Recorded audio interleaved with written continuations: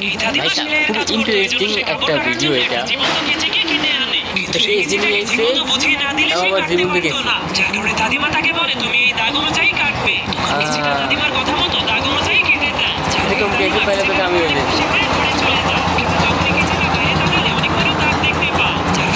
শুরু করে হয়তো এই দাগগুলোকেও তার কাটতে হবে। পিছনকে যেটা জলদি করে দাদির অনুমতি ছাড়াই সেখানে যতগুলো দাগ আছে সবগুলোকে কাটতে শুরু করে দেয়। অন্যদিকে দাদিমা কিছু বুঝতে না পেরে ঘরের মধ্যে বসে বসে সবার জন্য চা বানাচ্ছিল। পিছনে আবেলটা কেচিটার এই কর্মকাণ্ড দেখে তাকে থামানোর চেষ্টা করে, কিন্তু সে কেচিটাকে ধরতেই পারছিল না। কেচিটার এতটাই স্পিড ছিল যে আবেলটা তার পিছু করতে করতে ক্লান্ত হয়ে যায়। এরপর কেচিটা থেমে গেলেই আবেলটা তাকে ধরে ফেলে, কিন্তু শয়তান কেচিটা আবেলটাকেও কেটে ফেলতে চায়। পিছনে সে অনেক রেগে কেচিটাকে বলে তুমি পিছনে ঘুরে দেখো তো চারপাশের কি অবস্থা করেছো।